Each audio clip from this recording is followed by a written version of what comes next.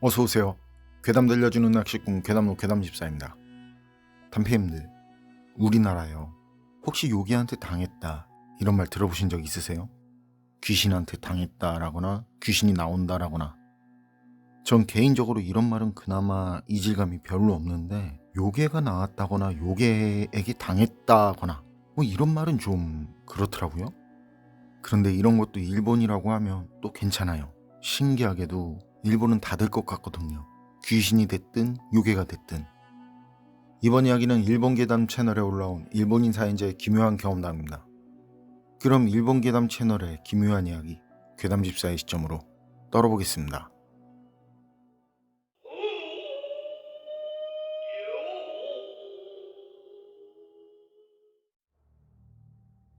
제가 소름 돋는 오싹한 이야기 하나 해드릴게요. 대략 40년 전쯤, 제가 중학생이던 시절, 계절은 여름, 먼 친척이 사는 시골에 갔을 때 경험한 이야기예요. 장소는 서울 외곽에 있는 바카야마시라고, 거기 접해 있는 작은 산간마을이었는데요. 그 마을 안에는 마을을 가로지르는 하천이 흐르고 있었어요. 상류에서는 게루낚시가 가능할 정도로 물이 맑은 하천이었죠. 중간엔 양측에 큰 바위가 있고, 그리고 그 아래로는 수심이 2m가 넘는 웅덩이처럼 깊게 파진 장소가 있었거든요. 거기가 그 근방 그 마을 아이들이 즐겨 찾는 장소였어요. 그날은 아침에 웅덩이처럼 된 그 장소로 동생을 데리고 나가서 놀았는데요. 점심쯤 되니까 마을 아이들이 우르르 몰려와요. 그러더니만 바위 위로 올라간 뒤에 웅덩이로 다이빙을 하네. 애들이 겁도 없구나 싶었죠. 저랑 동생은 아침에 한번 거기 웅덩이에 들어갔었는데 너무 깊더라고요. 그렇게 깊으니까 다이빙을 할 수 있는 거겠지만, 그런데 이게 발이 바닥에 닿지 않으니까 겁이 나더라고요. 그래서 저랑 동생은 웅덩이 쪽으로 가지 않고 그 동생 데리고 얕은 곳에서 튜브를 가지고 놀고 있었는데, 애들이 요란한 물소리를 내면서 그렇게 시끌벅적 노니까 처음엔 왜 저렇게 유용하게 노나 이렇게 생각을 했는데, 나중에는 또 그 모습이 부럽더라고요. 계속 보니까 제법 재미있어 보이기도 하고. 그래서 애들이 노는 모습을 좀 보고 있었거든요. 그런데 그때 좀 이상한 게 눈에 들어와요. 물속에 처음 보는, 그러니까 좀 전까진 보이지 않던 아이 하나가 아이들과 조금 떨어진 곳에서 머리만 내놓고 있는 모습. 게다가 제가 그 마을 사람은 아니지만 일주일 정도 지내다 보니까, 마을 자체가 작은 시골 마을이다 보니까 마을 사람들 얼굴이 눈에 익었을 때거든요. 그런데 그 아이는 진짜 그때 처음 보는 아이였다는 거죠. 근데 그때 문득 아이가 저희 쪽을 보는 거예요. 저랑 눈이 마주쳤고, 그리고 저희 쪽으로 헤엄쳐 오네. 아니, 헤엄친다는 것보단 가벼운 고무공이 물 위로 흐르는 그런 모양처럼, 어쨌든 굉장히 묘한 모습이었어요. 제가 그렇게 멍하니 보고 있으니까 제 동생도 제가 쳐다보는 쪽을 보고 그게 다가오는 걸 알게 됐고요. 그 모습을 보고 동생이 이상하다면서, 무섭다면서 제 손을 꽉 잡더라고요. 저도 이거 좀 이상하다 싶은 생각이 들어요. 그래서 바로 동생 손을 잡고 물에서 나왔어요. 그리고 그렇게 물에서 나오자마자 동생을 챙기고 튜브를 챙기려고 돌아서는데, 그 이상한 아이가 바로 저희 앞까지 와 있더라고요. 그때 낯가림이 심한 동생은 그걸 보고 제 뒤로 몸을 숨겼고요. 그 아이는 물속에서 머리를 내민 그 개구리 같은 자세로 방금까지 우리가 놀던 얕은 물에 배를 깔고 엎드려 있었는데요. 수영복이라든지 옷 같은 건 입고 있지 않았어요. 그리고 갇혀있어 보니까 남자인지 여자인지도 분간이 안 갔어요.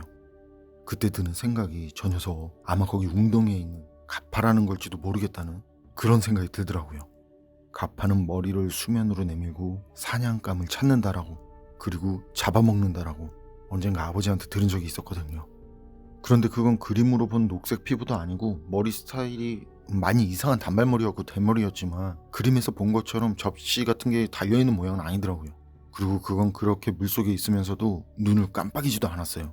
아니, 그냥 눈 자체가 동그란 그 생선 눈동자 같더라니까요. 저희 눈앞에 있는 그건 우리한테 위협적인 행동이라든지 뭘 어떻게 하려는 행동도 하지 않대요.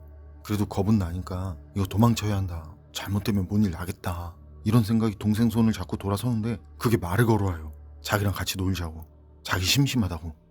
그런데 그게 좀 측은하게 들리기도 하고, 무섭거나 전혀 해가 되지 않을 것 같은 그런 목소리더라고요.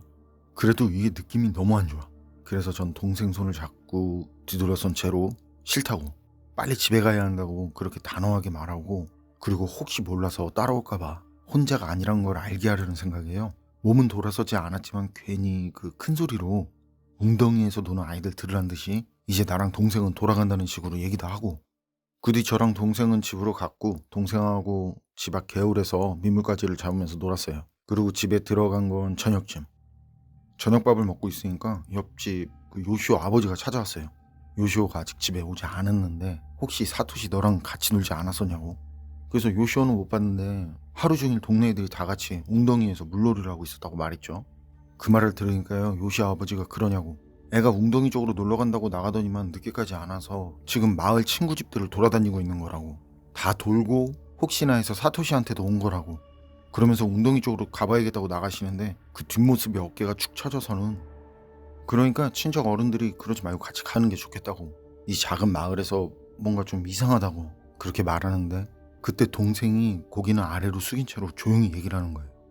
가파 같은 게 있었어. 그런데 애가 한 그 말에 거기 있던 모두의 움직임이 순간 얼음이 됐어요. 일전에 동생이 저한테 그 외눈박이 아재 요기를 봤다고 그런 말을 한 적이 있었어요. 그리고 동생은 그걸 어른들한테도 외눈박이 아저씨를 봤어 라고 말했었거든요. 그러니까 어른들이 그때는 그랬구나 그러면서 웃어넘겼었는데, 그런데 가파 같은 걸 봤다고 하니까 그땐 뭔가 분위기가 다르더라는 거죠. 그러다 친척 어른 중 한 분이 그러고 보니 애들이 돌아왔을 때 웅덩이에 모르는 아이가 있었다는 말을 했다고. 그런 말을 하니까 거기 있던 어른들은 전부 우리를 쳐다보는 거죠. 그러다 동생이 제일 좋아하는 친척 어른이 동생한테 가파를 받냐는 말까지. 근데 그때 그 어른 표정이 엄청 심각했어요. 동생이 겁을 먹을 정도로. 그래서 동생 대신 제가 말했죠. 가파 비슷하게 생긴 것 같은데 그림에서 본 거랑 좀 달랐다고요. 그리고 묘한 방식으로 헤엄을 쳤고 눈동자가 땡그랗더라고. 그랬더니 순간 벌집을 쑤셔놓은 듯한 그런 동요가 일어났어요. 그리고 어른들이 빠르게 서로 주고받는 얘기를 들었을 때 뭔가 그 마을에는 이상한 이름으로 불리는 물귀신 전설이 있는 것 같았어요. 어른들이 뭐라 말을 하는데 알아듣기 힘든 이름. 그리고 더 놀랄 일이 생긴 건 그 다음인데 말이죠. 저랑 동생 말을 들은 어른들은 전혀 망설임도 없이 마을 아이들을 전원 신사로 데려간 뒤에 액막이 불제를 받게 하고 그 주위에 금줄을 둘러친 신전에서 하룻밤을 보내게 했어요. 그리고 마을 소방당과 청년단, 경찰까지 와서는 밤늦게까지 요시오의 행방을 수색했지만 어떤 단서도 찾지 못한 채로 수색은 일단 중단됐어요. 그리고 다음날 수색은 일찍부터 다시 시작됐고요. 10시경 하류 쪽에서 한 아이의 사체가 발견됐어요. 그런데 그건 요시오가 아니었고요. 어른들 말이 하루코라고 10년 전에 행방불명된 여자아이라는 말이었어요. 뒤에 들은 이야기지만 발견됐을 당시 사체가 부패하지 않고 밀랍 같은 상태로 완전히 미이라처럼 된 모양이었다고 그래요. 그리고 하루코 사건이 있고 며칠 뒤, 그때까지 있었던 일들을 친척 어른들이 부모님께 얘기했거든요. 그랬더니 아버지가 하시는 말씀이 어릴 때 들은 그 물귀신 전설이 사실이었냐고. 그 마을에 나타나는 물귀신은 마음에 드는 아이를 고르고 데려간 뒤 새로 마음에 드는 아이가 생기면 그제야 앞에 데려간 아이를 돌려준다고 하더니만 그게 진짜였나 보다고. 그런데 나중에 말이죠, 정말 신기하게도 세월이 한참 지난 뒤에 친척집에 갔을 때 제가 가기 몇 달 전에 요시오가 발견됐다는 말을 들었거든요. 그런데 어른들 표정이 좋지 않아요. 그리고 주변을 슬쩍 훑어본 뒤 한숨을 쉬면서 하는 말이 말이죠. 요시오가 발견되기 전날 시게루라는 아이가 사라졌다는 거예요. 그리고 그때까지도 시게루는 행방불명 상태라고 하더라고요. 그러면서 하는 말이 시게루가 언제 발견될지는 아무도 모른다는 말까지, 요시오가 사라졌다가 다시 나타났던 것처럼 말이죠. 일본인 사연자의 이야기는 여기까지인데요. 애들을 납치하는 요괴라 못됐네. 묘약자한테 그러면 안 되는데. 가파는 일본의 물귀신에 해당하는 요괴로 녹색 피부와 거북이 등껍질, 까진 머리 같은 게 특징이죠. 현대 학자들은 추정컨대 익사한 변사체 피부색이라든지 세균 감염 때문에 부풀어 오르고 변형된 모습을 보고 가파라는 요괴를 상상하지 않았을까 하는 그런 의견이 있더라고요. 그래서 가파는 그 옛날 일본이 힘든 시기에 입을 줄이기 위해 버린 아이의 사체가 강변에 노출되었을 뿐이라는 설도 있고 말이죠. 인구 6분의 1 정도가 죽어나가는 흉년에 기근이 있었는데, 이때 성장에 문제가 있거나 정상적이지 않거나 건강하지 못한 아이들은 가파의 아이로 간주돼서 그 신에게 돌려주는 풍습도 있었다네요. 가파, 알고 보면 시대의 죄책감이 만든 슬픈 존재 아닐까요? 어서오세요. 괴담 들려주는 낚시꾼 괴담로 괴담집사입니다. 제가 사연들을 보면서 귀신 이야기나 요괴 얘기가 나오면 이건 뭐고 이건 뭐지 하면서 궁금한 것도 많았고 그렇게 모르던 것들도 많이 알게 됐는데요. 예를 들면 얼마 전 향수 냄새 귀치, 그것도 많은 분들이 댓글로 알려주셨는데 그렇게 알고 보니까 더 재미있더라고요. 그래서 하나 생각을 한 게 사연 이야기가 아닌 그 유래에 대해서 한번 다뤄볼까 합니다. 귀신, 요괴, 신수 가리지 않고 골고루. 편식은 건강에 해로우니까요. 그 첫 대상은 여우 요괴들입니다. 그럼 기묘한 요괴 이야기 떨어보도록 하겠습니다.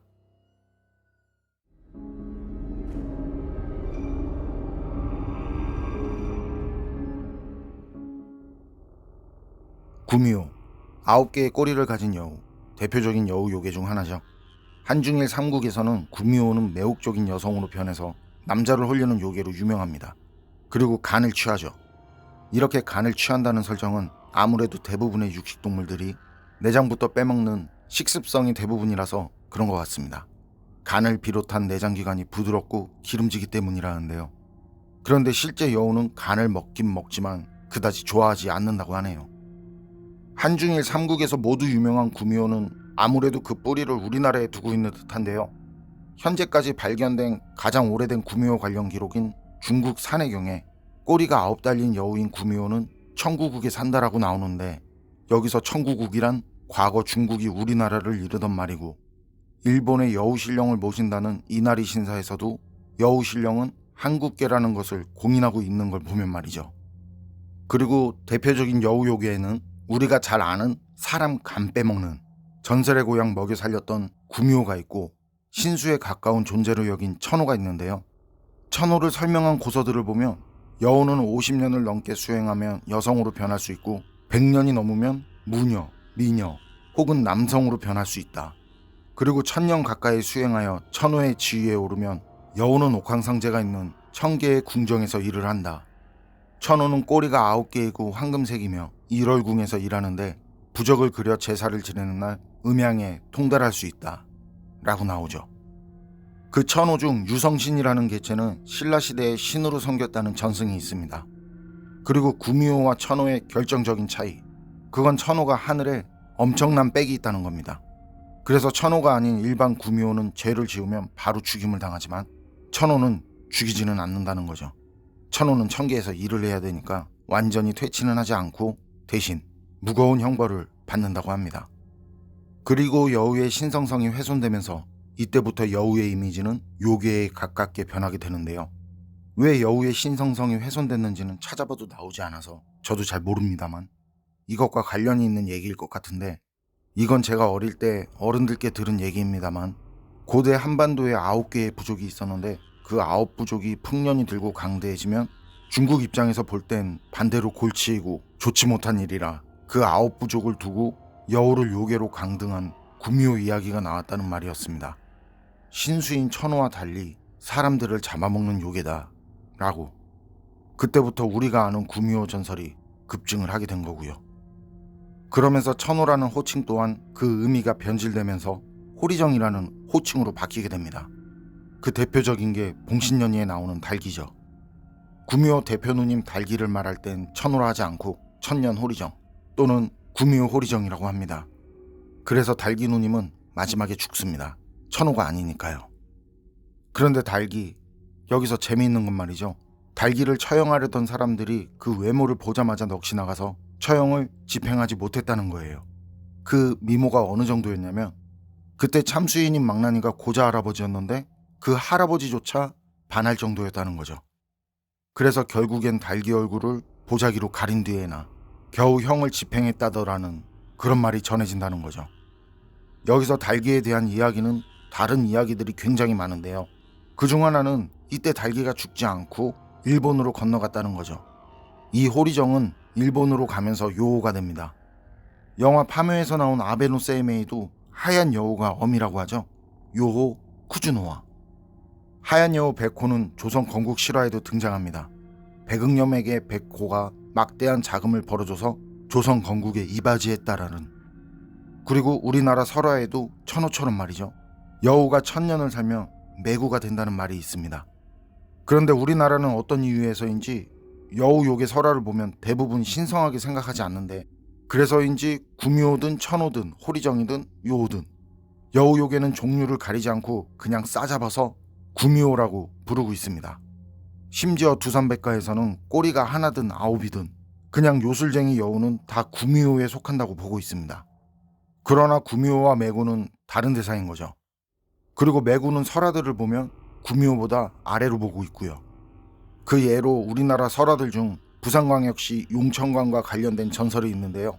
그 내용을 보면 마을 사람들의 도움으로 승천을 난 황룡이 있는데, 황룡이 그 보답으로 마을 사람들을 돕고자 하니 마을 사람들은 자신들을 괴롭히던 천년 묵은 여우를 없애줄 것을 요구합니다. 그래서 황룡은 처음엔 매구와 좋게 끝을 보려고 하죠. 타일러서. 그러나 구미호도 아닌 매구가 겁도 없이 황룡에게 시비를 걸었고 매구는 황룡에게 죽임을 당한다 입니다. 그리고 그 매구는 황룡에게 죽임을 당했지만 감히 황룡과 겨루었으니 구미호급으로 전설에 남을 수 있었다고 하고요. 특히 황룡은 이때 매구와 싸우다 여의보주를 잃어버리는데 여우구슬의 유래가 용의 여의보주는 아닌가 하는 그런 말도 전해주고 있습니다. 그리고 천호는 구미호와 달리 고대 우리나라에서는 그 전례가 없었는데 현대 우리나라 미디어에서 그 소재가 자주 다뤄진다고 하는데요. 제 생각에 드라마 구미호전에서 나온 주인공 구미호가 이 천호급 구미호는 아닌가 싶습니다. 이번 편에서는 이렇게 대략적으로 여우 요괴들에 대해서 알아봤는데요. 전설의 고향 구미호와 다른 여우 요괴들과 구분이 되시나요? 이건 그냥 제 생각입니다만, 사람이 득도를 하면 신선이고 사람 아닌 존재가 득도를 하면 요선이라고 하잖아요. 천호는 이런 요선급이고 구미호는 요선급 능력을 가진 요괴. 용으로 치면 그 뭐냐, 천호는 금용, 구미호는 흑용 그쯤? 그리고 매구는 구미호보다 못하다 이렇게 나와 있으니까 뭐 이무기 비슷한 그런 거 아닐까 하고 생각하고 있습니다. 그럼 이번 편은 이쯤에서 정리하고 다음엔 여우 요괴들과 관련된 설화에 대해서 떨어보도록 하겠습니다. 어서오세요. 괴담 들려주는 낚시꾼 괴담노 괴담집사입니다. 어린 시절 잠 못 이루게 만드는 영화가 있었습니다. 비디오 대여점에 나오면 예약하고 대여했었던 강시 시리즈 영화. 아이들이 볼 수 있는 수준부터 공포 영화로도 모자람 없는 수준까지 참 다양했었다 싶은 기억이 있습니다. 이번엔 그래서 이 강시에 대해서 좀 알아볼까 합니다. 그럼 기묘한 요기 이야기 강시편 떨어보도록 하겠습니다.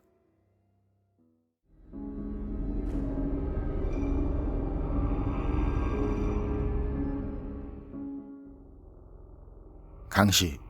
객사한 시체가 묻히지도 못하고 썩지도 못한 상태에서 원혼이 붙은 채 오랜 세월이 지나면 강시가 된다는 전승이 있습니다. 객사한 시신을 수습하지 못하면 원혼이 구천을 떠돈다는 유교와 도교적 세계관을 바탕으로 하는 것이죠. 그리고 이런 강시들은 더 오랜 세월을 보내게 되면 레벨업을 하는데, 그렇게 업그레이드된 강시 중엔 하늘을 날아다닌다는 비관과 가뭄을 일으키고 신통력까지 지니게 된다는 사자와 개를 닮은 모양을 한 후가 대표적입니다. 아시는 분도 계시겠지만 중국 전설에서 나오는 신통력을 가지고 있어 용과 같이 불과 연기를 내뿜고 사람 잡아먹기를 즐기며 난폭하고 사나운 짐승이라 부처나 신선들이 후를 잡아 사람을 해치지 못하도록 한다. 여기서 말하는 그 후가 오랜 세월을 버틴 강시가 된 그 후라는 것입니다. 그리고 강시 중엔 인간과 사이좋게 지내고 더 나아가 인간을 이롭게 한다는 단군 할아버지 건국 이념인 홍익인간에 맞춘 듯한 콩시라는 게 있다고 하는데, 이건 우리나라에서 애들 코 묻은 돈을 그리워하며 만든 애초에 있지도 않은 종류입니다. 강시의 특징은 서양의 뱀파이어와 상당히 비슷합니다. 사람의 피를 취하고 피를 빨린 사람은 강시가 되고 낮에는 자고 밤에 활동하며 햇빛에 몸이 타들어가는 것까지. 그래서 이런 비슷한 부분들이 있다 보니 서양 뱀파이어들처럼 가슴에 말뚝을 박아서 강시를 죽일 수 있다는 설정도 나왔는데, 그건 오버입니다. 옛 이야기엔 없는 설정을 좀 더 액티브한 흥미를 위해 나중에 추가로 만든 설정이죠. 그리고 강시하면 빼놓을 수 없는 게 몇 가지 있죠. 부적과 찹쌀가루, 복숭아나무로 만든 거미 그것이죠. 부적은 닭피나 검은 개의 피로 노란 종이에 글을 적어 만드는데 이때 글을 쓰면서 주문을 외워야 합니다. 그리고 그 주문이 끝나는 것과 글을 적는 게 동시에 끝나야 하고요. 마지막엔 부적에 도장을 찍게 됩니다. 이렇게 만든 부적은 강씨의 움직임을 멈출 수 있죠. 그리고 닭피와 검은 개의 피만으로도 강씨를 퇴치할 수 있다고 하는데요. 특히 검은 개의 피는 중국에선 요기를 퇴치하거나 부정적인 주술을 무효화시키는데 효과적이라고 믿고 있다는데요. 이런 내용을 뒷받침이라도 하듯 삼국지에서도 유비가 검은 개의 피를 이용해서 장량과 장보 형제의 도수를 멈추는 이야기가 나오죠. 이런 걸 보면 부적은 닭피와 검은 개의 피를 휴대하기 좋게 하고 그 유통기한을 길게 만들기 위한 아이템이 아닌가 생각됩니다. 그냥 피만 들고 다닌다면 아무래도 여러 가지로 불편할 테니까요. 그리고 복숭아나무로 만든 건 이건 영환도사들의 상징이기도 하죠. 그런데 복숭아나무는 우리나라도 그렇고 강씨 이전인 고대 중국 시대부터 주술적 의미를 가지고 있었습니다. 그래서 강씨뿐만이 아닌 다른 요기에도 효과적이라고 보는 견해가 지배적이죠. 찹쌀가루 또는 현미가루는 처음엔 강씨의 독을 해독하는데 효과적이라는 설이 강했으나 나중엔 좀 더 강한 효과를 부여해서 강씨를 퇴치할 수도 있다라고 바뀌게 됩니다. 그럼 이런 강한 것 같지만 약점도 많은 것 같은 강씨들의 처음은 어디서 시작됐을까요? 가장 많이 알려진 유래는 청나라 때 전쟁터에서 죽은 군인의 시체를 정중히 장례를 치르기 위해 본국으로 운반하는 과정에서 생겨났다는 설이 지배적입니다. 시체들의 겨드랑이 양쪽에 긴 대나무 장대를 끼우고 팔을 들어 그 장대에 엮은 뒤에 앞뒤에서 사람이 들고 운반을 했다는 말인데요. 이게 말이 안 되는 게 시체를 줄줄이 그렇게 대나무 장대에 세워서 끼우고 앞뒤에서 사람이 그걸 들고 나른다? 그럼 운반 중에 시체가 부패할 텐데 그렇게 부패한 시체들이 대나무 장대에 온전히 붙어 있을까요? 그리고 악취도 어마어마해지겠죠. 또 줄줄이 세운 시체들 무게는 이건 시체가 장대에 온전히 붙어 있다고 가정해도 그 시체들을 나르는 사람이 코가 없으면서 힘이 삼손급이 아닌 사람이라면 불가능한 거죠. 그리고 중국 공산당은 여러 이유에서 이런 강씨에 대한 시선이 좋지 못하다고 하는데요. 그 이유 중 대표적인 게 만주족인 청나라 관복을 입은 강씨를 한족 명나라 옷을 입은 도사가 퇴치한다. 이런 스토리는 하나의 중국을 중시하는 중국 공산당 입장에서는 상당히 거슬릴 내용이라는 거죠. 어쨌든 하나의 오컬트 캐릭터로 확실하게 자리 잡은 강씨. 이번 시간엔 그 강씨에 대해서 내려오는 많은 이야기들 중 하나로 마무리하도록 하겠습니다. 하북성의 안주 부근 마을은 근처의 산속에서 날아온 강씨에 의해 심한 피해를 입었다. 강씨는 하늘을 날아 어린아이를 납치하여 먹었다. 마을 사람들은 경계를 철저히 하고 문을 잠그고 어린아이를 숨겼지만 그래도 납치가 계속 이어졌다. 마을 사람들은 강씨를 없애기 위해 그가 살고 있는 동굴을 찾아냈지만 구멍이 매우 깊어서 어느 누구도 들어가려고 하지 않았다. 그래서 마을 사람들은 도사를 불러들여 강씨를 퇴치하기로 했다. 도사는 마을에 들어와 제단을 쌓고 마을 사람들에게 작전을 지시했다. 그 작전이란 도사가 주술로 강씨를 날지 못하게 하고 마을 사람들은 무기를 가지고 강씨와 싸운다는 것이었다. 강씨는 방울소리를 두려워하므로 마을 사람 중 한 사람이 구멍 안으로 들어가 방울소리를 내어 강씨가 자신이 거처하는 곳으로 돌아오지 못하게 하라고 지시했다. 밤이 되어 강씨가 날아가자 곧 마을 사람들이 동굴 안으로 들어가 방울소리를 내기 시작했다. 강씨는 도사의 주술로 인해 날지 못하고 땅으로 떨어지자 자신이 사는 동굴로 돌아가려고 했지만 동굴 안으로부터 끊임없이 방울소리가 들려오는 바람에 흉악한 형상으로 동굴 입구에서 우왕좌왕하고 있었다. 그런 강씨를 마을 사람들이 에워싸고 격투를 벌였으나 강씨의 괴력에 마을 사람들은 제대로 대적하지 못하고 아침까지 격투가 이어졌다.